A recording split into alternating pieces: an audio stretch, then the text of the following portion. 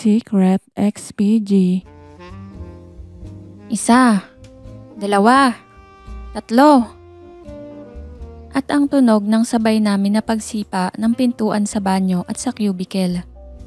Nagulat na lamang silang tatlo nang paulanan ko sila ng bala. Mabilis naman na dumapa ang mga ito habang patuloy ako sa pagbaril sa kanila. "Tara na, Engineer James!" Ang sigaw ko mula sa labas ng banyo habang pinauulanan ko pa ng bala ang tatlong nakadapa ngayon sa sahig. Pero hindi pa rin lumalabas ang guro ko. "Tara na!" Ang sigaw kong muli sa kanya habang hindi pa nakaka-recover ang tatlo. Lumabas naman si Engineer James mula sa kinatataguan nito. At mabilis itong humawak sa akin.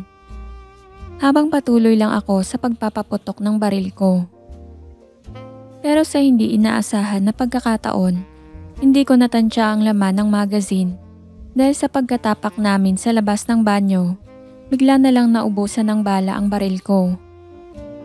Kaya naman mabilis na hinila ni Boy Varsity ang paa ko at mabilis ako nitong pinaibabawan at pinagsusuntok. Ramdam ko ang lakas ng kamao ng lalaki na parang maso na tumatama sa aking magkabilang pisngi.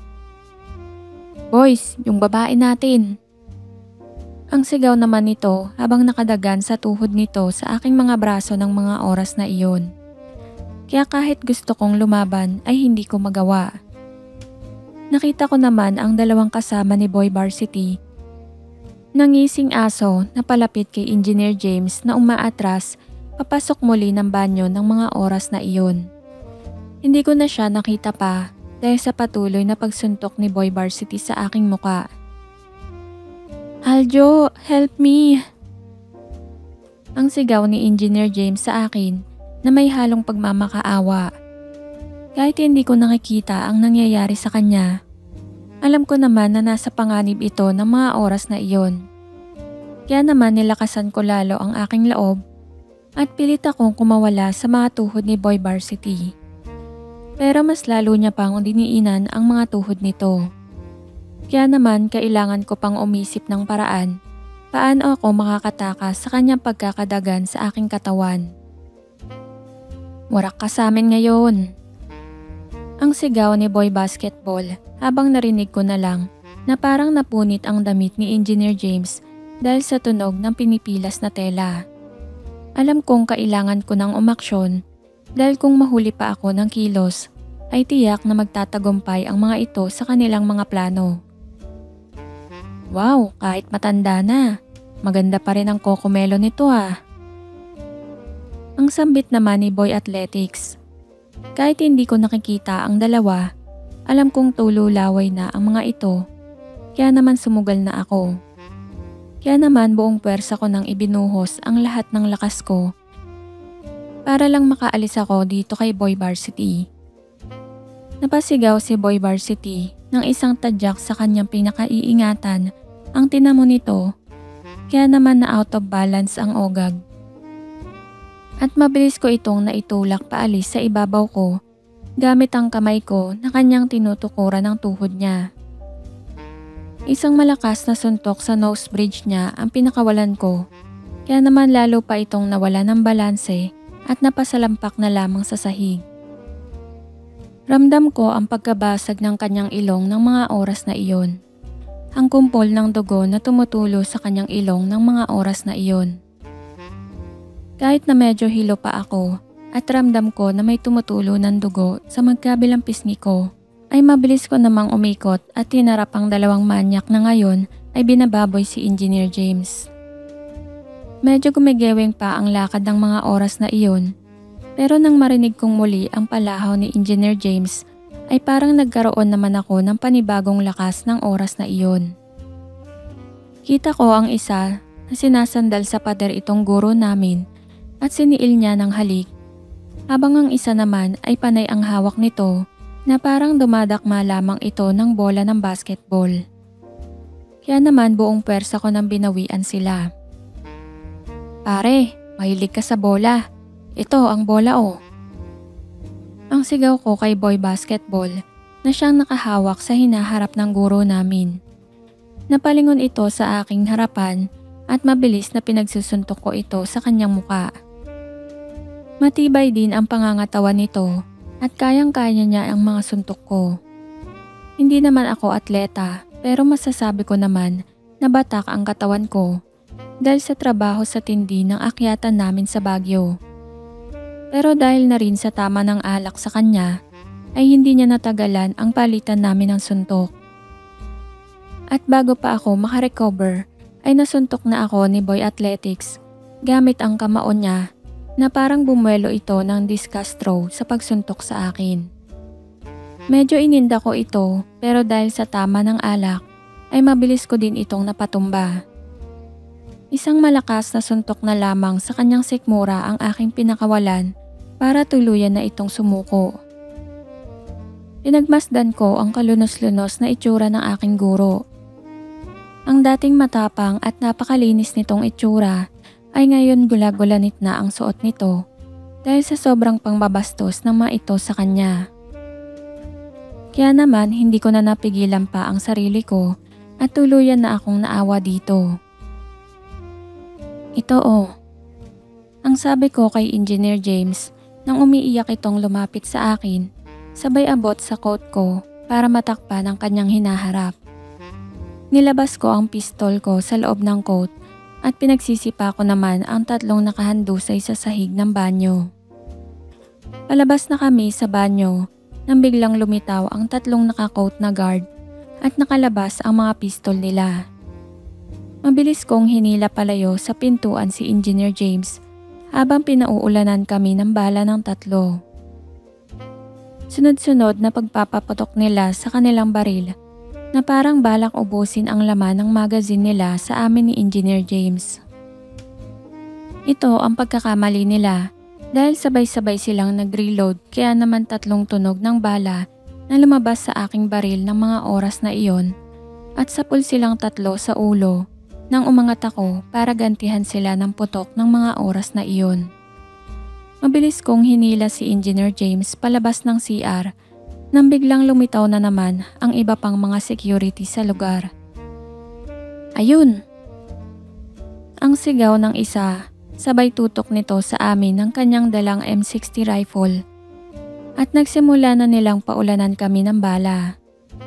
Ramdam ko ang paglampas ng bala sa aming paligid at parang may kung anong pumoprotekta sa amin kaya hindi kami tinatamaan ng bala ng oras na iyon. Tunog ng mga M16 rifle na dumaan lamang sa ibabaw ng ulo namin ni Engineer James habang patuloy kami sa pagtakbo palabas ng mansyon. Halos madapa na si Engineer James sa pagtakbo nito dahil sa suot niyang heels. Kaya naman sa sobrang inis niya ay hinagis ito at sa di inaasahang pagkakataon ay sa pulang isa sa ulo doon mismo sa heels. Ginamit ko ang mga design at abubot sa venue para gawing panangga namin.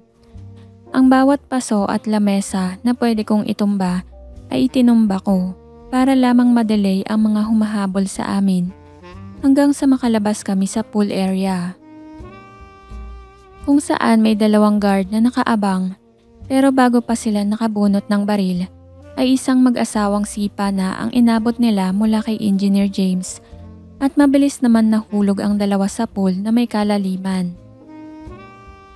Habang busy kami ni Engineer James ay hindi namin namalayan ang 2 pang guard na palapit.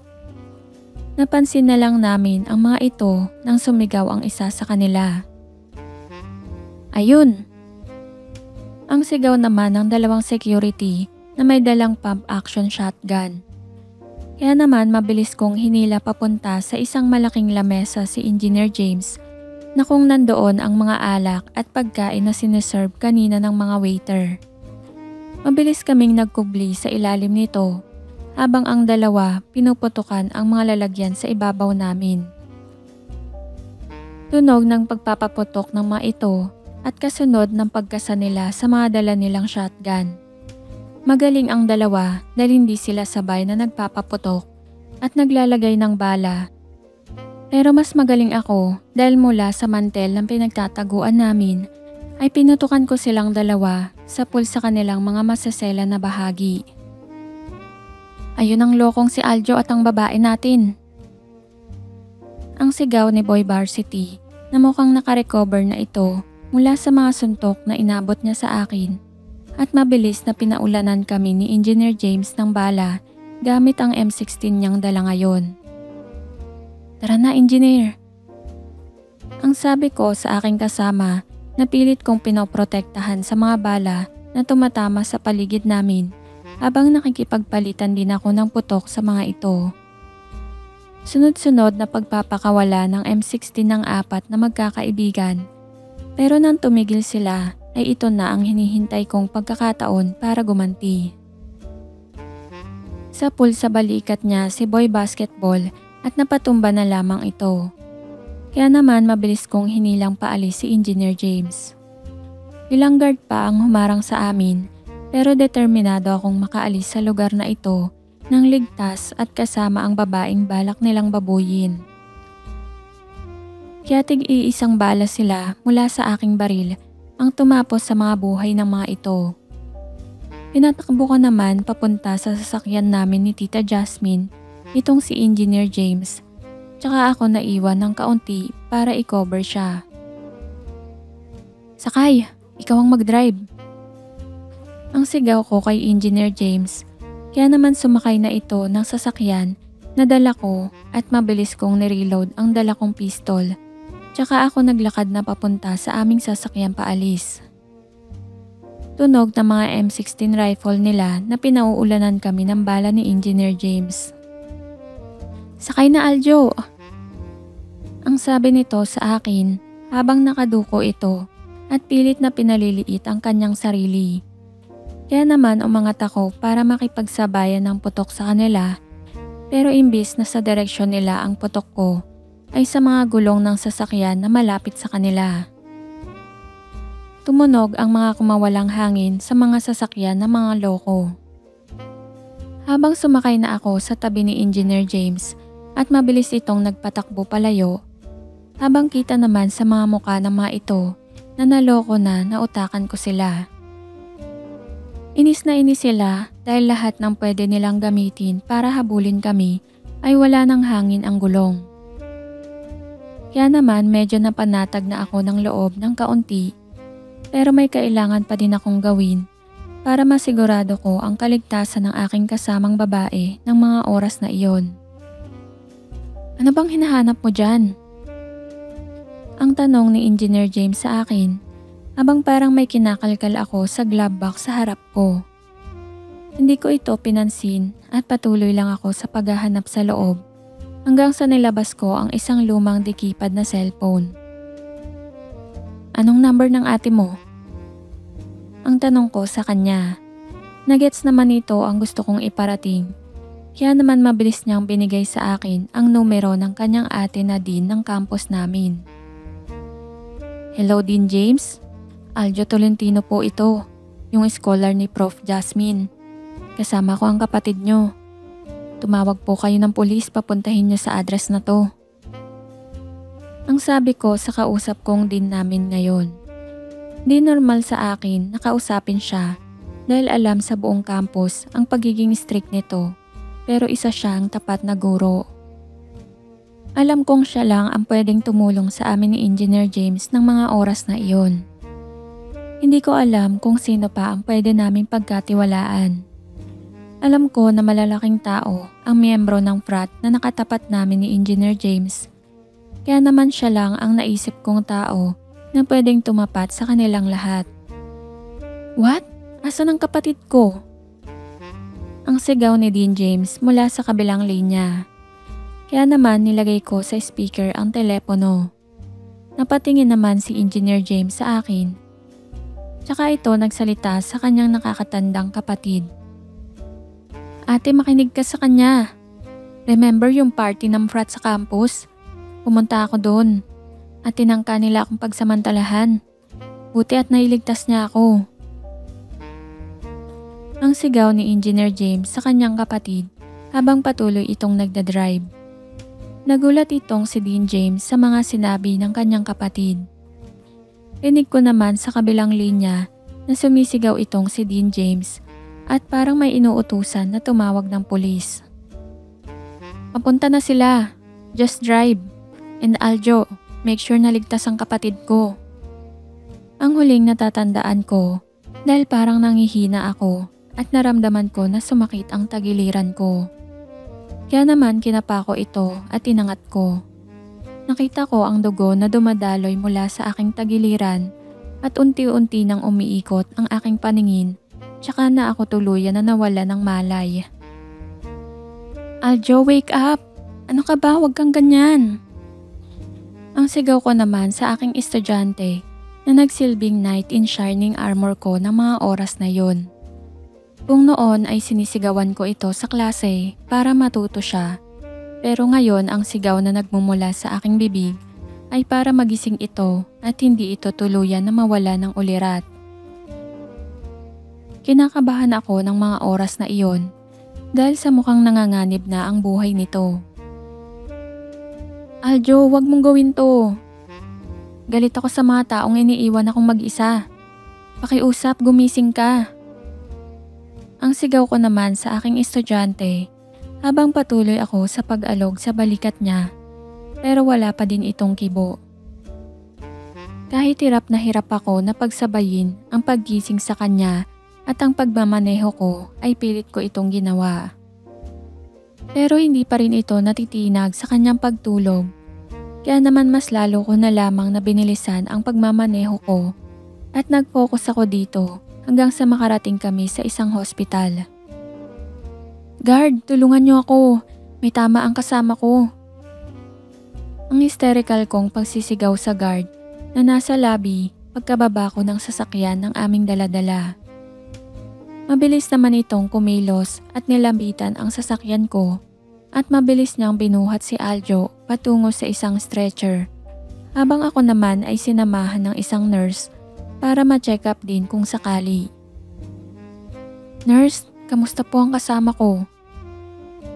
Ang tanong ko sa nurse na naglilinis ngayon ng mga tinamukong galos at maliliit na sugat habang nakikipagbakbakan si Aljo kanina sa mga frat member na gustong gumahasa sa akin. Nasa operating room pa po, pero huwag kayong mag-alala dahil sa mga magagaling at mga doktor namin dito. Ang sabi ng nurse sa akin habang nilalagyan na niya ng betadine solution ang aking sugat. Napatingin na lamang ako sa kanya at hindi ko maiwasan na maluha. Dahil ang taong nung una ko palang nakita ay wala na akong ginawa kung hindi ipahiya ito sa klase namin. Siya pa pala ang magliligtas sa akin sa tiyak na kapahamakan. Kaya parang sobrang inaatake ako ng aking konsensya ng mga oras na iyon. Matapos na malinisan ako ng sugat, ay lumabas muna ako sa emergency room tsaka umupo ako sa tapat ng operating room sa di kalayuan. Malalim ang hininga ko ng mga oras na yon dahil sa kinakabahan ako kung ano ang magiging resulta ng operasyon ni Aljo. Tsaka ako tinawagan ng aking ate para sabihin kung nasaan kami at kung anong kalagayan ni Aljo. Sinabi naman nito sa akin na pupunta na daw siya dito at wag na akong mag-alala. Dahil tatawag din siya ng polis para masigurado ang safety namin ni Aljo. Di ko maiwasan na isipin kung paano ako makakabawi sa taong nadamay lang naman sa inis ko sa kanyang kasama sa buhay. Hindi naman talaga akong galit sa taong ito pero galit ako kay Jasmine.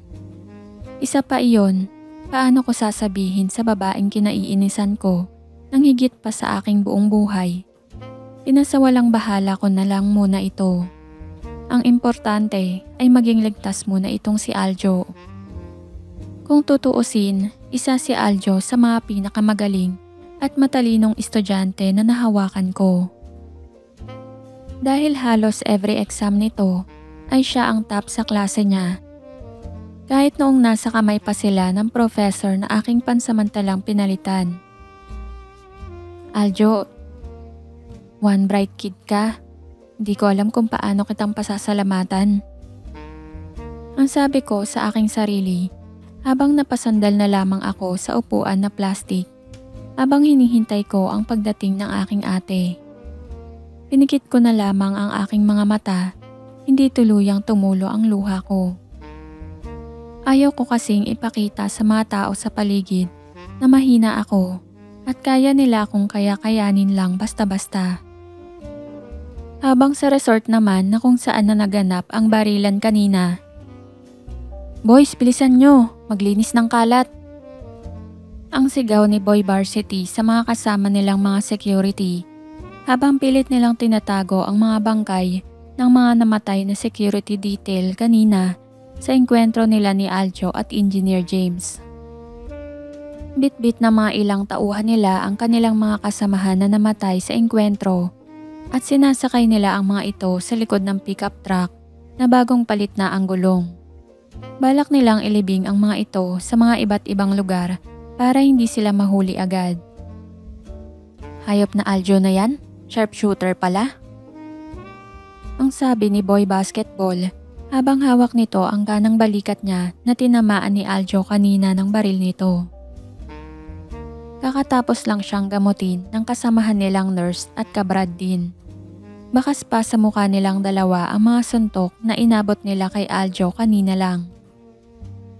Ayon din sa brad nilang nurse ay baka may broken nose itong si Boy Varsity dahil sa medyo bumaliko na ang nose bridge nito. Kaya naman hindi na masyadong nagkikilos itong si Boy Varsity at baka lumala pa ang damage na natanggap niya mula sa suntok na iniwan sa kanya ni Aljo kanina lang. Mga tunog ng mga sirena ng pulis na huminto sa labas ng resort. Napatingin naman sila Boy Varsity at Boy Basketball sa isa't isa. Hindi nila alam ang gagawin dahil sa mukhang sukol na sila. Mabilis na pinasok ng mga pulis ang nasabing resort. May mga dala din ang mga ito na mahahabang baril at kaya naman wala nang nagawa ang grupo nila kung hindi sumuko. Hindi man lang nila nagawang kuhain ang mga sandata nila. Sobrang bilis ng mga pangyayari at wala man lang nakareact sa mga miyembro ng mga fraternity. Sinakay ang mga ito sa 4 na back-to-back at ang iba naman ay sa mga patrol car. At diniretso sila sa presinto para kunin ang salaysay. Napatingin na lamang sa isa't isa ang 4 na magkakaibigan dahil mukhang wala na talaga sila. Alam nila na kaya naman silang ilabas ng mga kabrad nila at ng mga elders ng fraternity pero mukhang mahihirapan ang mga ito. Dahil ang babaeng kinursunada nila ay kapatid lamang ni Dean James. Ang Dean ng College of Engineering at isang member ng board ng nasabing paaralan. Tiyak na kung makalusot man sila sa kaso ay kick out na sila sa mga varsity teams na kanilang kinabibilangan at pati rin sa paaralan. Bukod pa na pwedeng ipaban sila sa nasabing paaralan at sa lahat ng UAAP schools at sa iba pang eskwela na pwede nilang pag-enrollan dahil sa nasangkutan nilang gulo. Sirang-sira na ang buhay ng mga ito kaya naman mas pinili na lamang nilang tapusin ito ng mas madali at walang kahirap-hirap pa. Hindi nila kayang harapin ang kahihiyan ng pagpunta sa loob ng presinto at ipresenta sila sa mga tao bilang mga manyak at mga rapist at alam nilang pag dumating ang ganitong oras ay malabo na nilang asahan ang tulong ng mga elders nila. Kahit na nakaposa sa kanilang likuran ay tumalon ang 4 mabilis na tumatakbong back-to-back at huli na nang mapansin ito ng mga kapulisan at wala na rin silang nagawa para iligtas ang 4. Pagkatama pa lang nila sa sementadong kalsada ay basag na ang bungo ng 4 dahil sa bilis ng takbo at lakas ng impact ng kanilang pagtama sa sementadong kalsada. Habang ang mga pulis naman ay napatigil na lamang at tumawag na sila ng responde sa headquarters nila. Inulsuhan ng mga pulis ang 4 pero wala na silang buhay. Kaya naman sinara na lamang nila ang mga mata ng mga nakamulat pang mga mata nila habang tuluyan na nilang iniwan ang mga kasalanan na kanilang ginawa sa guro at kaklase. Hindi man lang nila ito pinanagutan sa mga mata ng batas at sa mata ng lipunan. Mas pinili nila ang maging luwag sa oras na iyon. Taliwas sa kanilang macho at matapang na imahe na kanilang pinakikita sa campus. Kate, gising na. Ang pamilyar na boses sa akin habang nararamdaman ko na may tumatapik sa aking balikat. Kaya kahit kusot-kusot pa ang aking mga mata, ay minulat ko ito at nakita ko ang Ate Andrea na nakaupo na sa aking tabi. Mahigpit ko itong niyakap at dito ay di ko napigilan na tumulo ang luha ko dahil sa dami ng pagsubok na pinagdaanan ko sa magdamag na ito. Ramdam ko naman ang mainit na pagtanggap ni Ate Andrea sa akin kaya napanatag na ang loob ko. Relax Kate, wala na ang mga lokong gumawa nun sa'yo. At lahat ng mga party ay inimbestigahan na nila. Ang sabi ni Ate Andrea sa akin habang hinahaplos-haplos nito ang aking buhok. Napatingin na lamang ako dito at pinunasan ko ang aking luha. Munti ka na nila akong babuyin ate. Buti dumating si Aljo. Ang sabi ko kay Ate Andrea habang patuloy lang ako na nakayakap sa aking nakakatandang kapatid. Napatingin na lamang ito sa akin at siya na mismo ang nagpunas sa aking luha. Ramdam ko ang palad ni Ate Andrea na sobrang lambing at pilit akong pinapakalma nito. Tahan na, aalagaan natin si Aljo habang nasa abroad si Jasmine. Ang sabi ni Ate Andrea sa akin, kaya naman lumakas na ang loob ko. Napatingin na lang ako sa kanya. Sobrang laking luwang nito sa nararamdaman ko. Kaya naman pilit ko ding pinipigilan ang aking sarili na lumuha pa. Dok, kamusta po si Aljo? Ang tanong ko sa doktor nang lumabas na sa operating room. Kita ko ang butil-butil na pawis nito sa kanyang noo, kaya alam kong matindi ang pinagdaanan na operasyon ni Aljo. Napatingin naman ito sa amin ng aking kapatid bago siya tuluyang nagsalita. Okay na siya. Buti na lang at daplis lang ang tama niya. Ang sabi naman ng doktor sa akin, kaya naman tuluyan na akong napangiti. Ito ang mga salita na talagang gusto kong marinig ay nasabi niya. Alam kong ligtas na ang lalaking nagligtas sa akin. Kaya naman nangako ako na pagsisilbihan ko ito at magbabago na ako ng pakikitungo sa kanya. Ibibigay ko ang lahat para lang makabawi ako kay Aljo. Kahit na ang hilingin niya pa ay patawarin ko ang boss niyang si Jasmine. Ilipat na siya sa room niya after a few minutes. Ang sabi nito sa amin ni Ate Andrea. Kaya naman inayos na namin ni Ate Andrea ang room nitong si Aljo. Sinabi ni Ate Andrea na siya na ang mag-aasikaso dito at magpahinga na lamang daw ako. Pero pinilit ko siya na ako na ang dapat mag-asikaso sa pangangailangan ng lalaking nagligtas sa akin. Naiintindihan naman niya ito at tinalalayan na lamang ako. Matapos ito ay nakakuha na kami ng double bedroom ni Ate Andrea.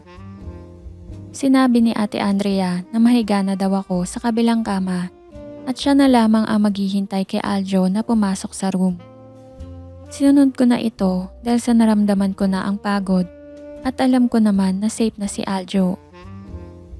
Samantala, makalipas ng ilang oras lamang. Aray, ang liwanag.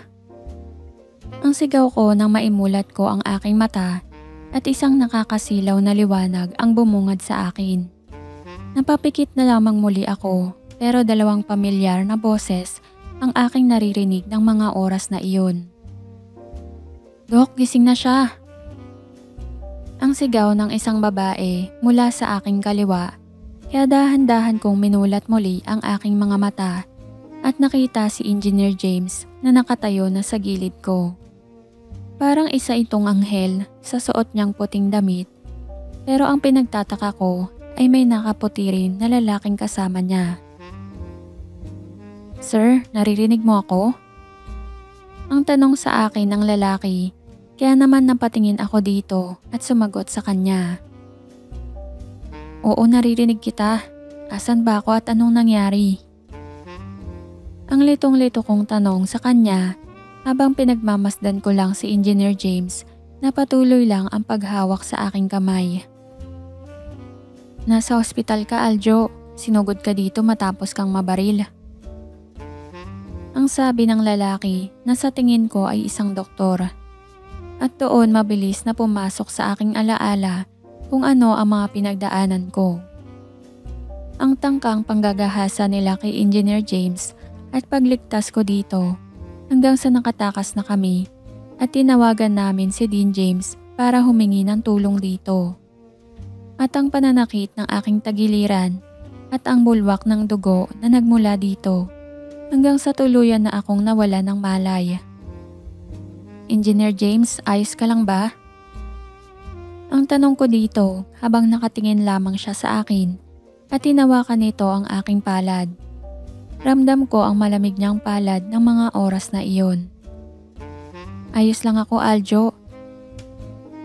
Ang sabi ni Engineer James at nagtaka naman ako dito dahil ang boses niya ngayon ay puno ng lambing. Malayo ito sa boses niya noon na puno ng tapang at galit. Iniwan na kami ng doktor at nakita ko na lamang sa gilid ng aking mga mata nakausap niya si Dean James at parang pinag-uusapan nila kung ano ang magiging kalagayan ko. Engineer James, yung mga frat members ba nahuli na? Ang tanong ko sa kanya. Pilit ko pa rin na binibigyan ito ng respeto kahit na parang nagbabago na ang pakikitungo niya sa akin. Ayaw ko na lamang na maging kumpiyansa at baka bandang huli ay nagbabalat kayo lamang ito. Kalimutan mo na ang Engineer James. May karapatan ka na para tawagin ako sa aking pangalan. Tawagin mo na lang akong Tita Kate. Ang sabi ni Engineer James sa akin habang hinahawakan nito ng dalawang kamay niya ang aking kanan kamay. Parang gusto niya itong halik-halikan ng mga oras na iyon. Tita Kate, nahuli na ba sila? Hindi tayo makakapag-relax. Alam mo naman kung gaano sila ka-impluwensya sa lipunan. Ang pag-aalala ko sa kaligtasan naming tatlo ngayon na nandito sa loob ng 4 na sulok ng kwarto ng ospital. Relax, Aljo. Walang sino man ang makakasakit sa kapatid ko at makakatakas na lang. Sa ngayon hinuhuli na sila ng mga kaibigan ko sa NBI at PNP. Even yung mga elders na kasama sa party. Ang sabi ni Dean James sa akin at napatingin na lamang ako dito. Confident siya sa mga sinabi niya at alam ko naman kung ano ang kakayahan nito. Kaya napanatag na din ang loob ko. Aljo, magpahinga ka na. Ang sabi ni Engineer James sa akin at tinawakan nito ang aking pisngi. Ramdam ko ngayon ang isang babae na tumatanaw lamang ng utang na loob niya sa pagkakaligtas ko sa kanyang buhay. Mabilis lang naman akong nakarecover sa operasyon ko. Dahil na rin sa tulong ng pag-aalaga sa akin ni Engineer James ay ni Tita Kate pala. Personal niya akong inaalagaan dito sa ospital at halos hindi na siya umuuwi sa kanila. Kung uuwi man ito ay saglit lang, tas papalit sa kanya sa pagbabantay ay itong si Dean James. Medyo nahihiya pa ako sa kapatid niya dahil sa mukhang masungit ito. Dagdag mo pa na siya ang dean ng aming department. Kaya pag si Dean James ang nagbabantay sa akin ay tahimik lang ako.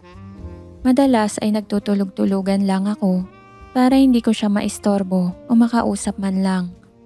Mahirap naman na sabihan ko ang dean namin na kuhanan ako ng tubig o di kaya ay samahan ako sa banyo. Binilhan na din ako ni Tita Kate ng mga ilang damit at gamit ko dahil sa naiwan pa ang ibang gamit ko sa kondo ni Tita Jasmine. Hindi pa kasi makontak ni Dean James si Tita Jasmine pero ayon kay Dean ay nag-email na daw siya kay Tita Jasmine at nag-send na rin ng chat sa messenger. Kaya naman napagdesisyonan na nila na bumili ng gamit habang wala pang sagot kay Tita Jasmine. At wag daw akong mag-alala dahil siya daw ang bahala sa lahat ng bagay na kailangan ko habang nasa pangangalaga nila akong magkapatid. Kaya naman mabilis talaga ang recovery ko mula sa bala na tumama sa aking tagiliran. Kita ko sa mukha nito na hindi na siya ang dating Engineer James na nakilala ko.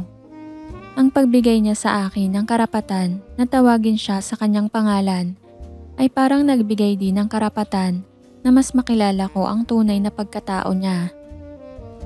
"Kumain ka pa, Aljo, para lumakas ka." Ang sabi nito sa akin habang kasalukuyan akong kumakain ng lugaw na luto niya at dala niya mula sa kanilang bahay. Napakasarap ng luto nito at pangalawang bowl ko na ito. Kahit lugaw lang ito ay nagawa niyang gawin na pang 5-star hotel ang timpla at lasa. Kaya naman hindi ko mapigilan ang aking sarili ng mga oras na iyon. "Lalakas talaga ako, Tita Kate, sa sarap ng luto mo." Ang sabi ko dito habang patuloy lamang ako sa paghigop sa luto niya. Kahit na nagkakapaso-paso ang dila ko sa init. Dahil sa sarap naman ang dulot nito sa aking kalamnan. Nakapatong lang ito sa maliit na tray table sa ibabaw ko. Habang si Tita Kate naman ay nakatalikod sa akin at nagbabalat ng mansanas. Napatingin naman ito at napangiti sa akin. Napakagaan ang itsura ni Tita Kate kapag ngumingiti ito at hindi nag-ala Hitler. Isang matamis rin ng ngiti ang aking sinagot dito dahil baka biglang maging si Hitler siya ulit. Inabot niya ito sa akin at napangiti na lamang ako dahil kung dati ay mura at sermon ang pinapakain nito sa akin, ngayon ay masarap niyang luto at mga healthy na pagkain na. "Ito mansanas para lalo kang lumakas. Sabi ni Doc, pwede ka na daw lumabas bukas. Pero hindi ka muna pwedeng magkikilos." Ang sabi nito sa akin habang nilagay niya ang bowl na may mansanas sa harapan ko at nilagyan niya ulit ng laman ang aking baso ng malamig na tubig. "Tita, paano niyan? Wala akong kasama sa bahay. Wala naman si Tita Jasmine." Ang sabi ko dito at inaalala ko kung paano akong gagalaw. Kung magbabawalan ako ng doktor na kumilos at gumawa ng mabibigat na trabaho, tiyak hindi ako mabubuhay dahil ilang linggo pa bago bumalik si Tita Jasmine. "Relax, sa house ka muna magstay habang nagpapagaling ka since wala rin naman akong work sa school." Ang sabi ni Tita Kate sa akin ng mga oras na iyon. Medyo nahiya naman ako sa kanya. Pero wala na rin naman akong magagawa kung ganito ang desisyon niya. Para rin naman ito sa ikabubuti ko. Kumuha na ako ng isang perasong sliced apple at kinagat ko ito. Habang si Tita Kate naman ay nagsisimula na rin na linisin ang pinagkainan ko ng luto niya. Pakanta-kanta pa ito habang naguhugas ng plato doon sa maliit na lababo sa may banyo. Ramdam ko ang saya nito, kaya mas lalo kong ramdam ang mabilis na paggaling ko. Kaya naman kinabukasan ay heto na kami at nakasakay na ako sa harap ng kanyang Honda City. Pauwi na kami sa bahay niya na kung saan ilang araw ko din siyang binantayan at siniguradong ligtas. "Tita Kate, pwede magtanong?" Ang paalam ko kay Tita Kate habang nasa biyahe kami pauwi sa bahay niya. Napatingin naman ito sa akin at napangiti siya. Ibang-iba talaga si Tita Kate. Naging palangiti na ito at masiyahin. Hindi na siya yung masungit kong guro noon. "Ano yun, Aljo?" Ang tanong niya sa akin habang nakatingin na muli ito sa kalsada at nag-concentrate na lamang siya sa kanyang pagmamaneho ng oras na yon. Pero pasulyap-sulyap ito sa akin. "Yung car ni Tita Jasmine, sino ang mag-uuwi nun?" Ang tanong ko kay Tita Kate dahil naalala ko pala ang sasakyan ni Tita Jasmine na siyang ginagamit namin na pagtakas sa mga frat members at tiyak ako na ito rin ang nagdala sa amin doon sa ospital. Kinabahan ako dahil ngayon ko lang naalala yung sasakyan ni Tita Jasmine. Tiyak ako na hahanapin ito sa akin ni Tita Jasmine kung sakali man na may mangyaring masama sa kanyang sasakyan na iniingatan. "Relax, si ate na ang bahala doon." Ang sabi nito sa akin. Nag-relax naman ako dahil so far, sa dami ng pinangako nila na gagawin sa akin at lahat naman iyon ay natupad ng walang aberya. Kaya naman confident ako na si Dean James na ang bahala doon.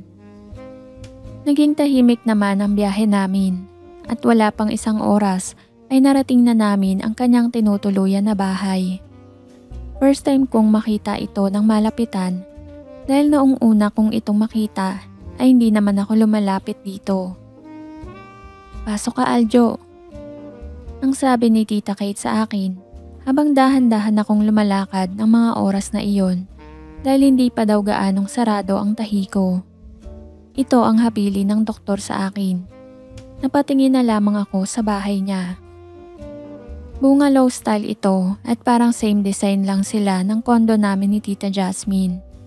Ang pinagkaiba lang ay nasa condo building ang kay Tita Jasmine at itong kay Tita Kate nandito sa ground level. "Dito ang magiging room mo," ang sabi nito sa akin sabay bukas sa dulong kwarto. Tulad na tulad nga ito ng arrangement namin ni Tita Jasmine doon sa kondo.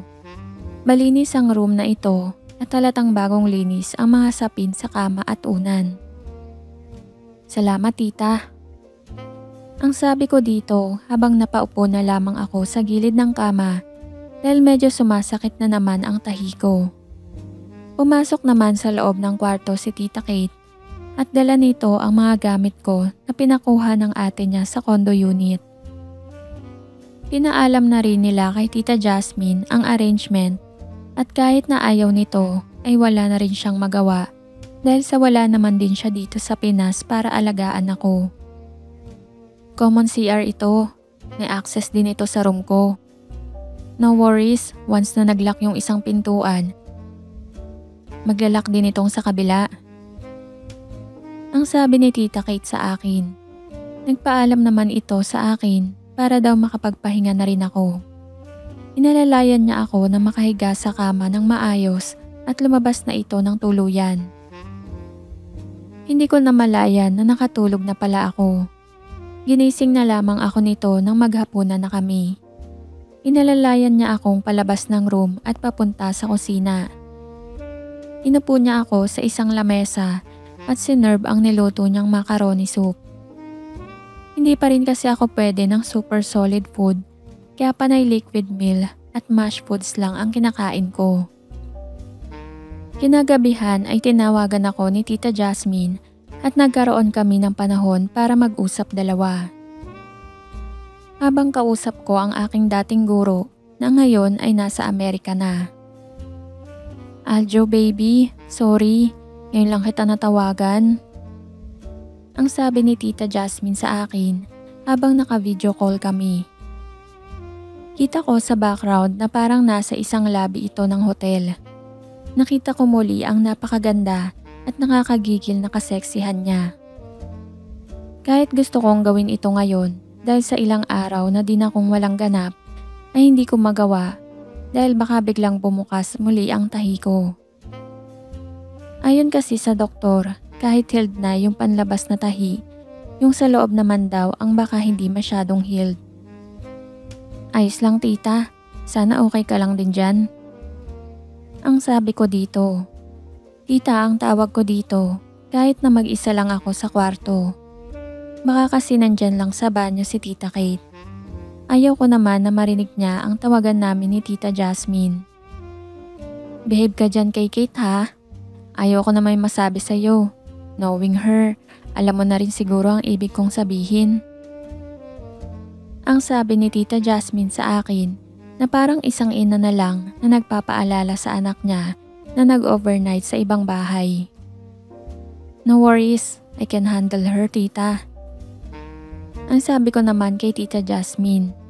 Ayaw ko munang sabihin sa kanya na may malaking pagbabago na kay Tita Kate. Gusto ko na si Tita Jasmine na lang mismo ang makadiscover nito. "Basta behave. I love you. Una na ako at mag-start na ang seminar," ang sabi naman ni Tita Jasmine sa akin at nagumpisa na itong mag-ayos ng gamit niya habang ka-video call pa din niya ako.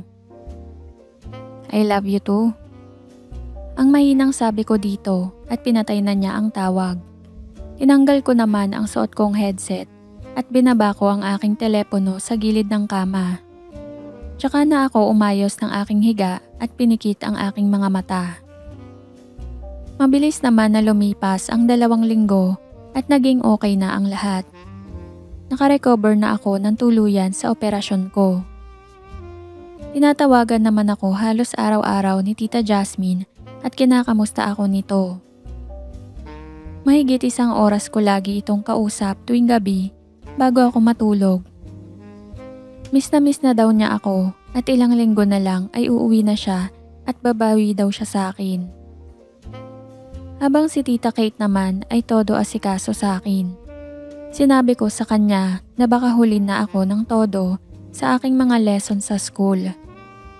Sinagot naman niya ako na ang ate na daw niya ang bahala dito. Dahil din ang ate niya, ay napakiusapan daw nito ang mga prof ko na bigyan ako ng konsiderasyon. Mabait naman ang mga ito at sinabi na pwede naman daw na si Tita Kate na ang magturo sa akin ng mga leksyon habang nagpapagaling ako. Since alam naman daw nila ang kapasidad nito. Habang ang mga exam ko naman daw ay ipapadala na lang online, pwede ko sagutin kung kailan. Napangiti naman ako dahil dito ay mas nakilala ko ng maigi itong si Tita Kate. Magaling naman talaga siyang guro kahit na masungit siya, pero mas lalo akong napabilib sa husay niya noong kalmado siya at hindi namamahiya ng estudyante niya.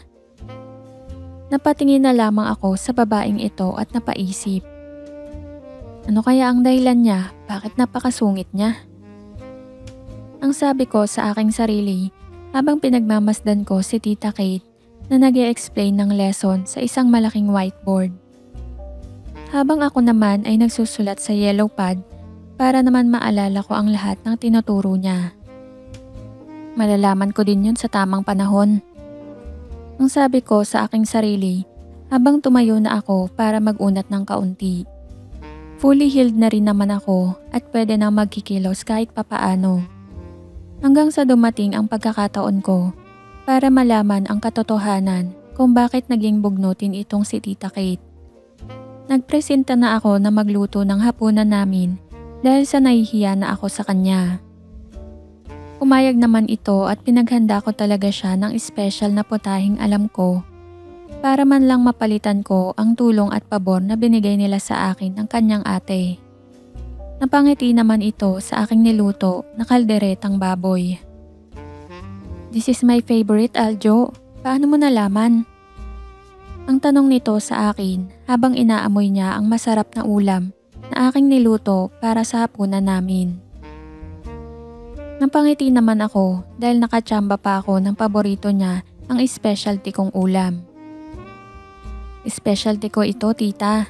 So nice naman. Parehas pala kayo ng paboritong ulam ni Tita Jasmine. Ang sabi ko dito. Napatingin naman ito sa akin at parang nag-iba bigla ang timpla nito. Tumahimik na lamang ako at sinabayan siya sa pagkain ng hapunan hanggang sa natapos na kaming dalawa. Aljo, sorry kanina ha. Ang sabi ni Tita Kate sa akin habang naghuhugas ako ng aming pinagkainan. Siya naman ay nagliligpit ng lamesa. Napatingin na lamang ako dito at tinigil ko ang ginagawa kong paghugas ng plato. Ayos lang tita, pero okay lang ba if may itanong ako? Ang sagot tanong ko kay Tita Kate. Napatingin naman ito sa akin at binabarin niya ang basahan na hawak at umupo ito sa isang upuan. Ano yun, Aljo? Ang tanong nito sa akin na animo ay isa itong miyembro ng isang panel sa isang debate o di kaya ay thesis defense. Napangiti na lamang ako dito at saka ako umupo sa harapan niya. Tita, ano ba talaga ang meron sa inyo ni Tita Jasmine? Bakit pag nababanggit ang pangalan niya ay halos sumabog ka sa galit? May kailangan ba akong malaman? Ang tanong ko sa kanya. Napatingin naman ito sa akin at tinawakan ng kamay ko.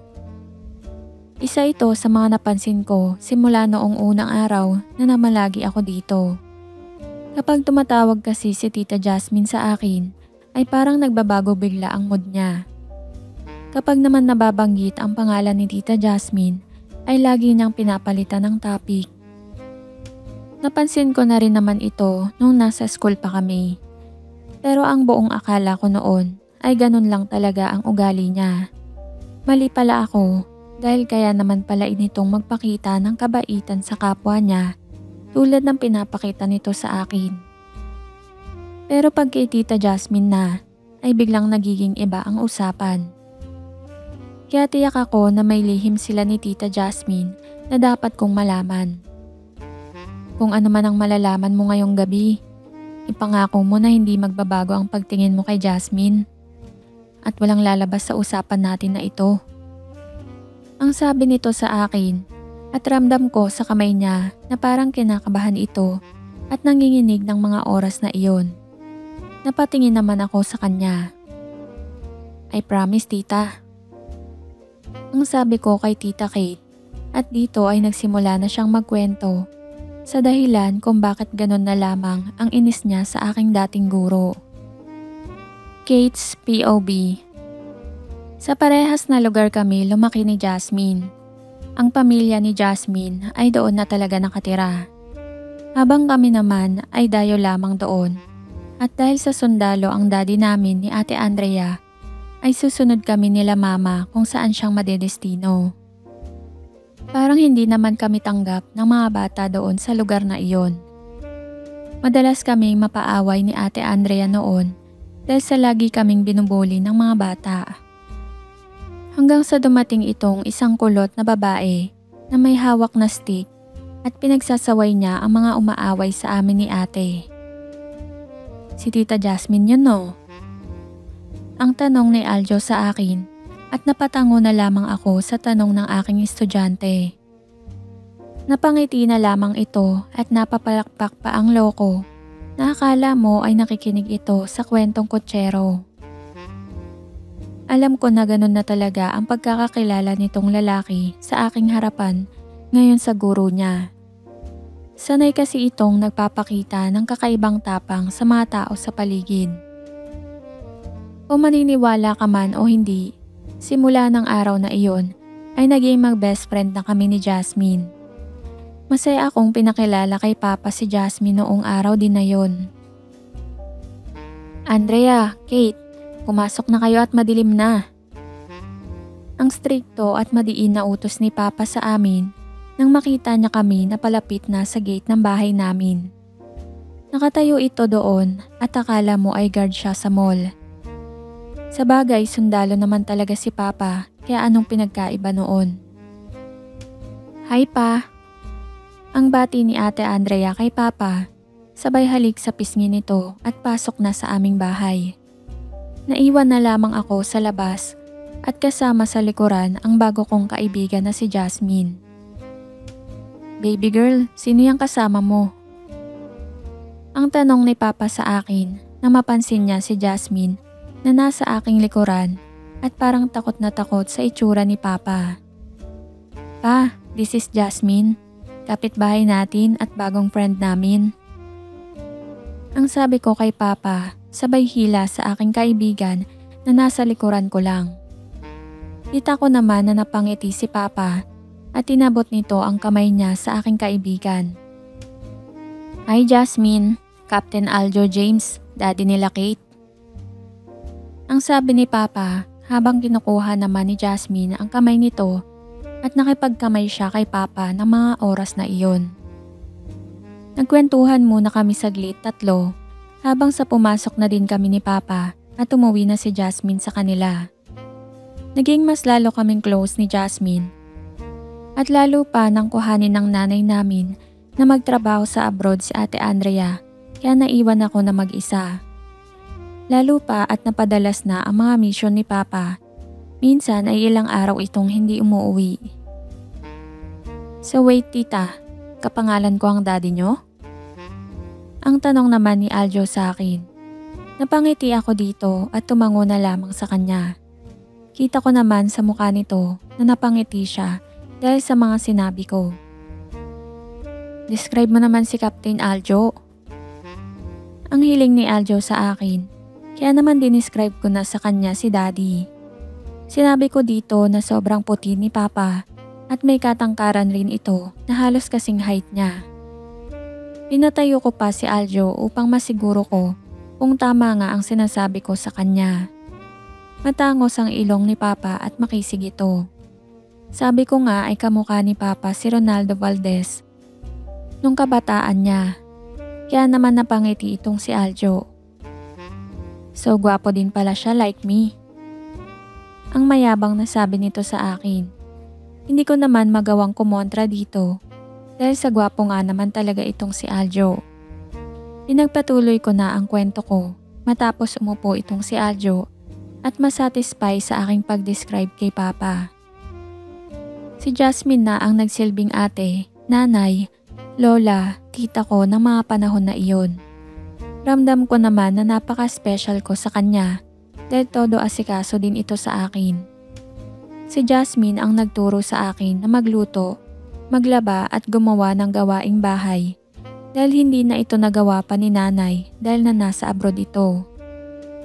Okay lang naman ang lahat ng ito kay Papa dahil sa sabi niya ay parang hindi din daw nawala si Ate Andrea kung andito at kasama ko si Jasmine. Kaya hinayaan lang niya na paminsan-minsan ay dito natutulog si Jasmine o di kaya ay ako ang natutulog sa kanila. Kaya sa lahat ng bagay ay magkasama kami ni Jasmine. Sa paglalaro, sa kalokohan at sa tsismisan ay tandem kami. Kami nga daw ang partners in crime, sabi ni Papa kapag nahuhuli niya kami ni Jasmine na may kalokohan na ginagawa. Senior sa akin si Jasmine ng 2 taon. Kahit na ganon ay hindi ko ramdam ang pagkakaiba namin sa edad. Si Jasmine din ang nagsilbing tutor ko sa school noon. May kahinaan kasi ako sa math at science. Siya ang nagturo sa akin kung paanong maintindihan ang 2 subject na iyon. Nang mas madali at nang hindi na ako parang tanga sa klase. Napabilib naman ako at nangako kami sa isa't isa na hindi kami magkakahiwalay habang buhay. Mula elementary hanggang sa magkolehiyo kami ay si Jasmine na ang nagsilbing tagapayo at gabay ko sa academics. Di rin naman ako maturuan ni Papa dahil nga madalas pa ito sa barracks nila kaysa sa bahay namin. Totoo ba, tita? Mahina ka dati sa math at science? Ang tanong naman ni Aljo sa akin, kaya napatigil ako sa aking pagkwento at napatingin ako dito. Parang nahiya naman ako sa mga tanong niya, pero pinili ko na lang maging honest sa kanya. Oo Aljo, super bobo ko talaga nun. Ang sabi ko naman sa kanya at nagsimula na muli akong magkwento. Hanggang sa nasa college na kami ay patuloy pa din siya sa pagturo sa akin. Education ang kinuha ni Jasmine habang ako naman ay engineering. Promise natin sa isa't isa na lagi tayong nandyan para magbigay ng suporta. Ito ang pangako namin sa isa't isa simula nang parehas na kaming nasa kolehiyo ni Jasmine. Kaya kahit anong mangyari ay nandyan kami para suportahan ng bawat isa.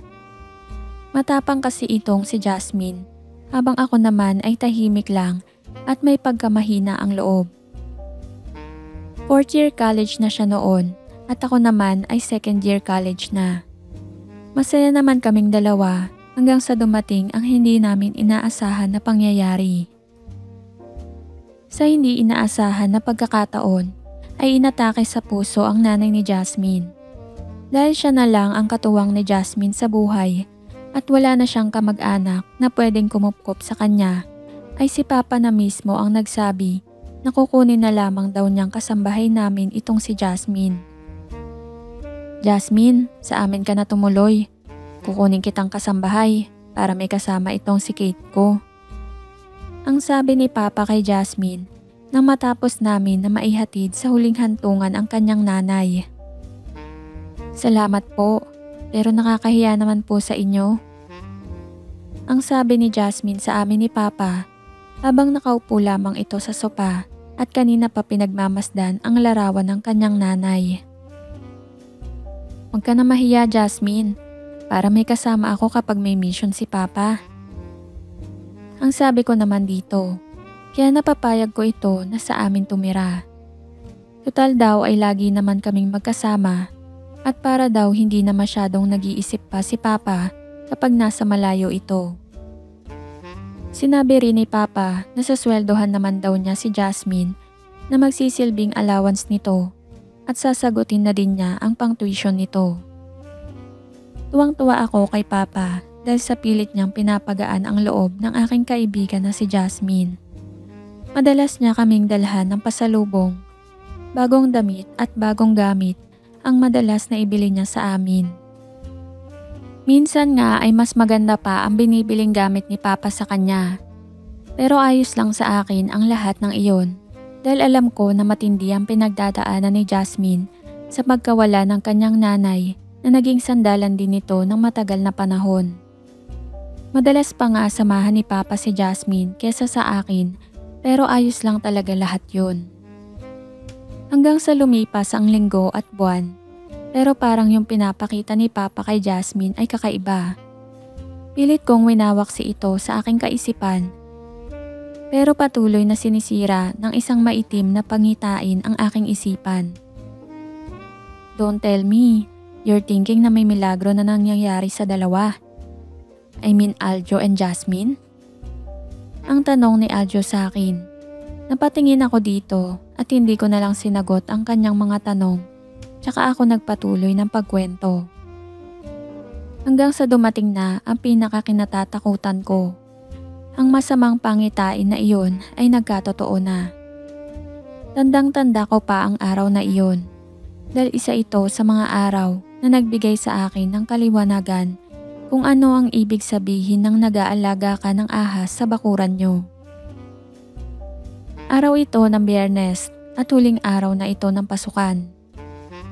Pero dahil sa rush hour dulot ng mga napakaraming student at mga nagtatrabaho na kasabay kong umuwi, ay dapit hapon na akong nakauwi. Solo lang ako ngayon dahil mas maagang natapos ang exam ni Jasmine kaya nauna na itong umuwi. Masaya akong naglalakad pa uwi ng bahay namin. Sumasayaw-sayaw pa ako habang binabagtas ko ang daan tungo sa aming bahay dahil gusto kong ibalita kay Jasmine na ako ang may pinakamataas na marka sa buong year level namin. Siya kasi ang nagturo sa akin kahit na may sarili siyang exam na kailangan aralin.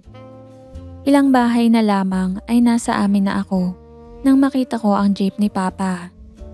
Ang kanyang lumang military jeep na medyo kupas na ang kulay. Tuwang-tuwa ako dahil matagal na rin na hindi umuuwi si Papa sa amin. Kaya naman halos takbuhin ko na ito. Masaya akong umikot muna sa jeep ni Papa para tiyakin na siya nga ito.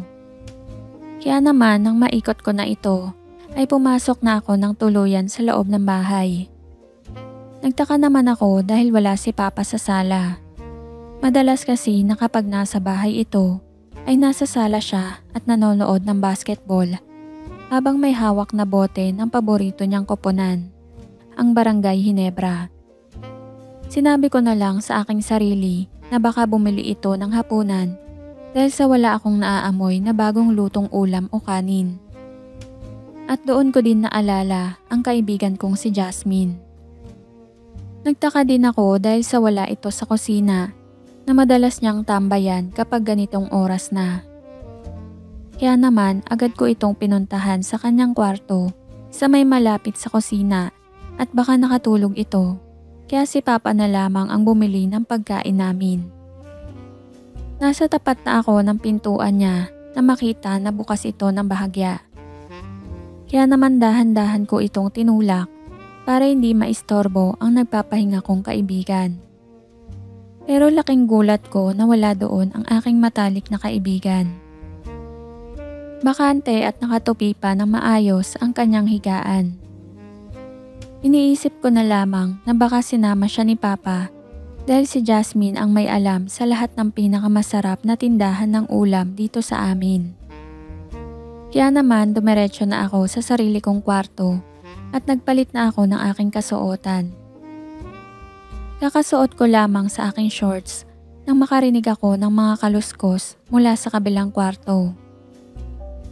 Sa kwarto ni Papa, kaya naman kumuha muna ako ng kung anong bagay na pwede kong pangprotekta sa aking sarili.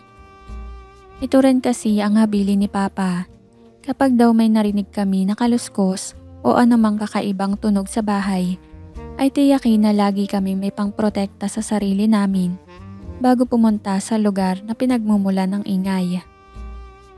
Kaya kinuha ko ang payong na mahaba para panghampas o di kaya pang tusok man lang sa mga maaaring masamang loob sa bahay namin. Ang hindi ko alam ay ibang hampasan at tusukan pala ang nangyayari sa kwarto ni Papa. Dahil nang mapunta ako sa tapat ng kwarto ni Papa, ay bahagya itong nakabukas at halos matumba ako sa aking nakita. Let me guess, may ginagawa sina Tita Jasmine at yung papa mo? Ang tanong sa akin ni Aljo. Hindi ko na lamang ito pinansin dahil sa gusto ko na talagang matapos at malabas ko ang tinatago kong sakit ng loob. Hirap na hirap ako na ikwento ang masalimuot na istorya. Kaya gusto kong makinig lang ang taong nagkwento sa akin. Nakita ko ang isang babae na nakasuot ng military pants at sando na nakaupo sa gilid ng kama ni Papa. Nakasuot lang ito ng sandong puti at may isang lalaki na nakahiga sa kandungan niya. Kilala ko ang babaeng iyon. Siya ang superior ni Papa. Madalas ko kasi itong makita na kasama ni Papa sa opisina nila. Alam ko din na may asawa itong babaeng ito na isang mas mataas na opisyal sa army. Nakasalamuhan na din kasi namin sila sa isang event noon sa kampo, pero hito siya ngayon sa kwarto ni Papa. Akala mo ay hindi ito isang opisyal sa army sa kanilang kinikilos ngayon. Daig pa nito ang mga babaeng mababa ang lipad. Yung tipong mga bayaran sa kalye na pag inalok mo ng isang delata at 1 kilong bigas ay bibigay na. Pero mas kilala ko ang lalaking nakahiga dito. Walang iba ito kundi si Papa. Ang ogag kong tatay na akala ko ay busy sa opisina, iba pala ang pinagkakaabalahan.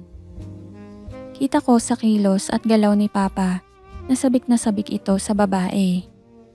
Sa parte na ito ay naiintindihan ko si Papa dahil ilang taon din naman nawala si Mama dahil sa pagtatrabaho nito sa abroad. Hindi ko tuloy mapigilan ang isip ko na pagdudahan kung bakit hindi madalas umuwi itong si Papa. Baka ibang mission na ang ginagawa nito. Ibang baril pala ang pinapaputok niya at ibang klaseng laban pala ang barila nila. Hindi ko mapigilan ang sarili ko na mainis sa lalaking sobrang taas ang paningin ko. Hindi ko mapigilan ang mga kamao na isara at parang gusto kong suntukin ang pader na aking sinasandalan ngayon. Daig ko patuloy si Hawk habang pinipigilan ko ang sarili na sumabog. Ilang minuto na rin akong nanonood sa dalawa.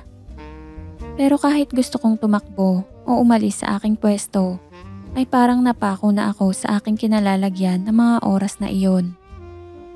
Hindi ko maintindihan ang lahat. Kung si Papa at ang superior niya ang magkasama ngayon sa kwarto, asan ang kaibigan kong si Jasmine? Ang buong akala ko ay siya na ang kasama ni Papa at pinagtataksilan na ako nito. Palingon-lingon ako sa likuran para silipin kung dadating ang kaibigan mula sa pintuan sa harap o sa likod, pero walang Jasmine ang dumating. Mukhang inutusan nga nila ito na bumili ng ulam ng oras na iyon para masolo nila ang bahay. Mukhang ginamitan nila ng tactics nila bilang sundalo na masolo nila ang bahay. Kaya naman nagpatuloy na lamang ako sa aking paninilip at baka sakali na masagot ang aking mga tanong. Higa na po kayo tulad ng nasa opisina tayo kanina. Ang sabi naman ni Papa. So talagang matagal na nilang ginagawa ito ng inang babae na yon. Wala namang inaksayang sandali si Papa. Gusto ko nang katayin ang babaeng ito sa sobrang inis ko sa kanya. Gustong-gusto ko nang sumigaw at gulatin sila, pero parang may pumipigil talaga sa akin. Paano ang anak mo? Hindi pa ba dadating yun? Ang tanong ng babaeng malandi sa akin. Kaya naman mabilis akong bumalik sa kwarto ko at nagkubli. Hindi ko na alam ang sunod na pangyayari, pero may pumasok na text sa aking telepono. Buti na lang at naka-silent dahil galing ako sa school. Alam nyo na, bawal ang maingay na phone sa klase namin. Kaya naman nakahinga ako ng maluwag. Kung hindi ay tiyak na huli na ako sa akto. Anong oras ka uuwi? San ka na?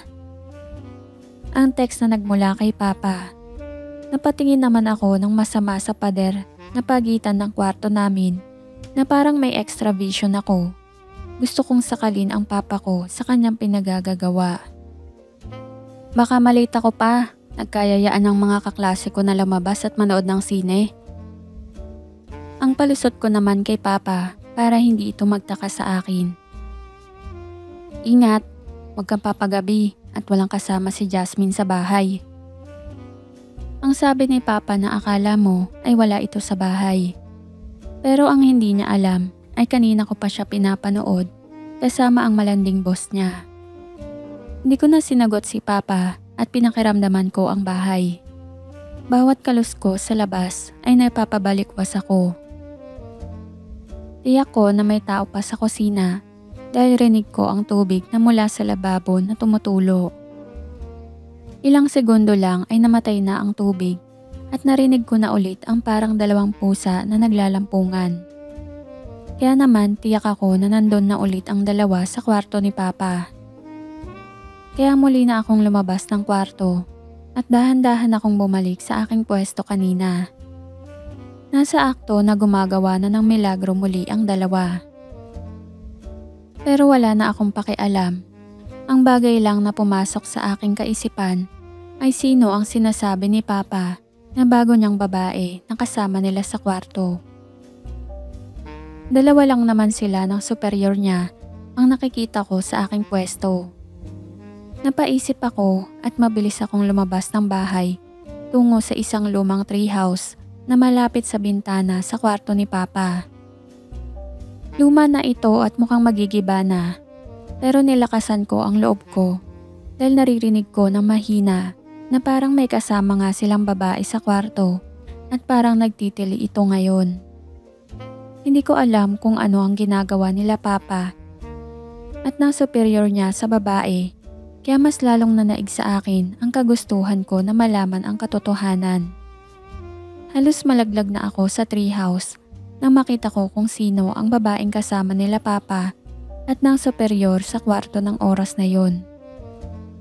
Walang iba kung hindi ang matalik kong kaibigan na si Jasmine. Aljos POV. Tapos, ano nang nangyari after nun? Ang tanong ko kay Tita Kate. Napaduko na lang ito at ilang minuto na itong tahimik. Kita ko sa galaw ng katawan nito na parang umiiyak siya. Mukhang maling tanong na naman ang aking naibato dito. Pinagsasampal ko ng mahina ang pisngi ko para medyo magising naman ako sa katotohanan. Kaya naman tumayo ako sa aking pagkakaupo at pumunta ako sa likuran ni Tita Kate. Nilagay ko sa kanyang balikat ang aking kamay at inalukoy ito. Kahinaan ko talaga siguro ang isang babaeng umiiyak. Ang gusto ko lang kasi na iniiyakan nila ay kapag naliligayahan sila sa akin. Hindi yung umiiyak sila dahil sa lungkot. Kaya naman talagang lumambot palalo ang puso ko para kay Tita Kate. Patuloy lamang na paghikbi ni Tita Kate habang nakaduko ito. Patuloy lang ako sa paghaplos sa buhok nito. Hanggang sa umangat ito at tinakap niya ako ng mahigpit. Ramdam ko sa yakap nito ang isang babaeng nangangailangan ng aruga at kalinga. Aljo, sorry kung sa'yo ko nabuhos ang galit ko kay Papa at Jasmine. Ang sabi nito sa akin. Hindi ko na iniisip ang mga nagawa o nasabi ni Tita Kate sa akin.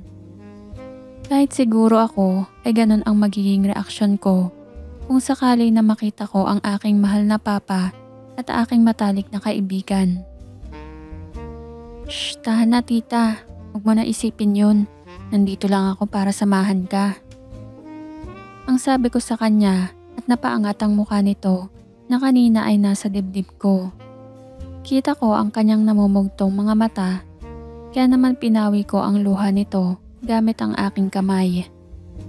Medyo napangiti naman ito dahil sa aking ginawa sa kanya noong oras na iyon.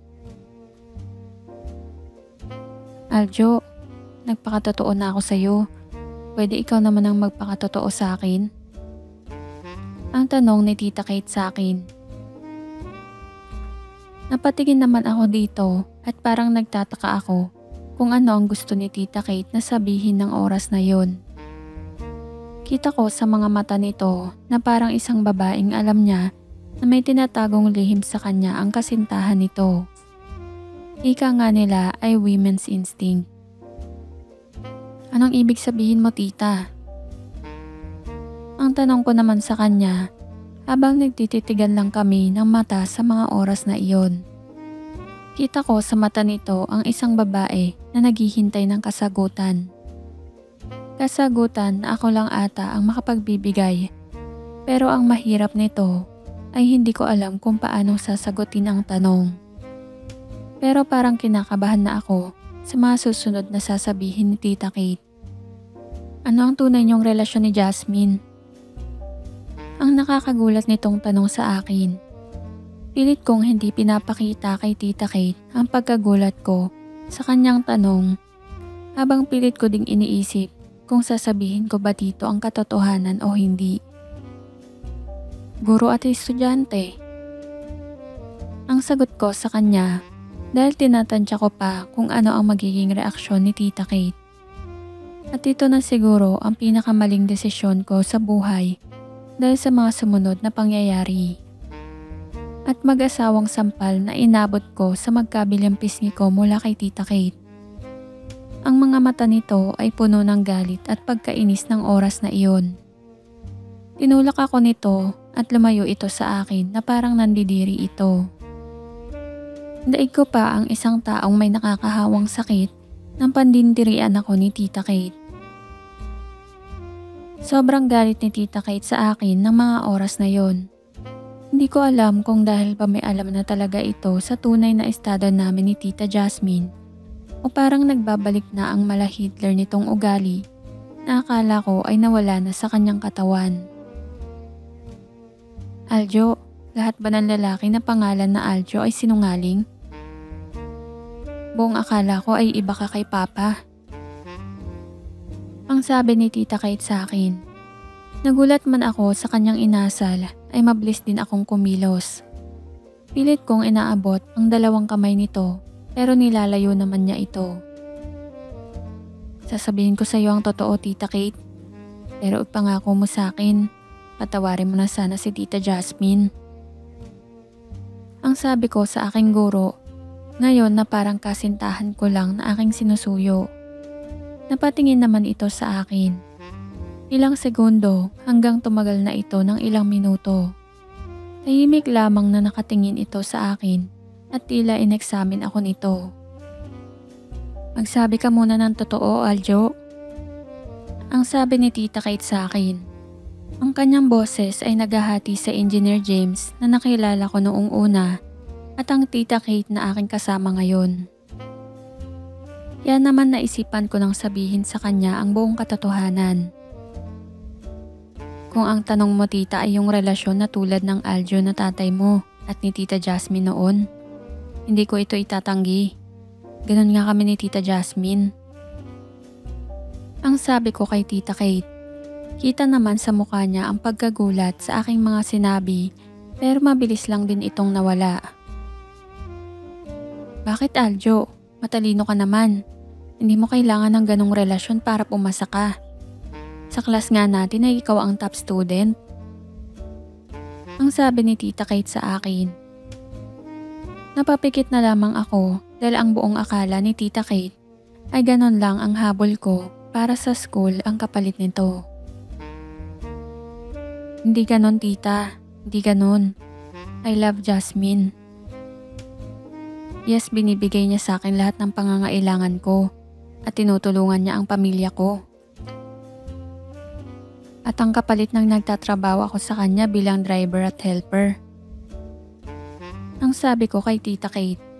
Nagulat naman ito lalo sa mga sinabi ko. Dahil sa ayos at asta ko ay hindi mo aasahan na galing ako sa mahirap na pamilya. Dagdag mo pa na nakakapag-aral ako sa prestiyosong eskwelahan. Love? Lang yan, Aljo. Ang sabi ni Tita Kate sa akin habang patuloy lang ang pagtitig nito sa akin. Naakala mo talaga ay dumadaan ako sa x-ray scanner sa airport.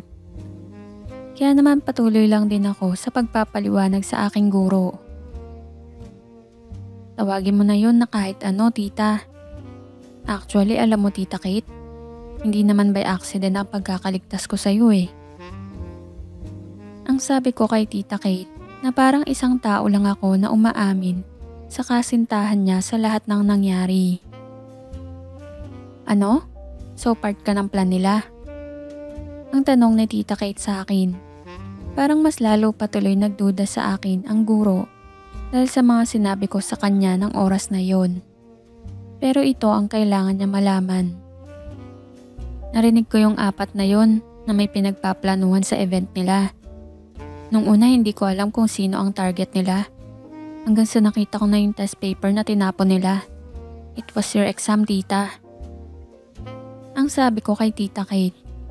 Nanlaki lalo ang mata niya dahil sa mga nilahad ko. At kaya mo pinilit na galingan sa exam? Para di nila ako ma-invite? Is that the next part? Ang tanong ni Tita Kate sa akin. Napatingin naman ako dito at napatango na lamang ako sa kanya. Hindi ko pa ito na ikwento sa kanya ay mukhang she has the full picture already. And ano ang kinalaman ni Jasmine doon? Ang tanong ni Tita Kate sa akin ng mga oras na yon.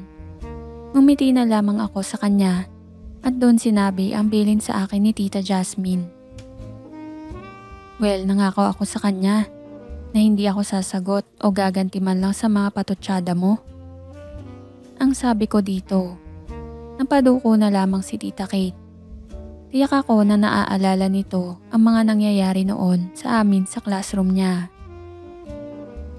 At siya din ang nagsabi sa akin na lahat ng tao ay may tinatagong kabaitan. Ang sabi ko kay Tita Kate, sabay tayo ko at nilapitan ko ito muli. Napatingin naman siya sa akin nang bigla ko itong inakap. Hindi naman ito nagalit o nagkaroon ng violent reactions tulad kanina. At pinatunayan mo yon, tita. Ikaw mismo ang living proof na lahat ng tao ay may kabaitan. Ang sabi ko sa kanya habang ramdam ko ang mainit na ulo nito sa tagiliran ko sa kabilang side na walang tahi. Aljo, susubukan ko sa isang kondisyon. Ang malambing pero seryoso na usal ni Tita Kate sa akin. Napatingala naman ito sa akin at kita ko ang pagkaseryoso nito. Napatitig na lamang ako sa kanya at napangiti.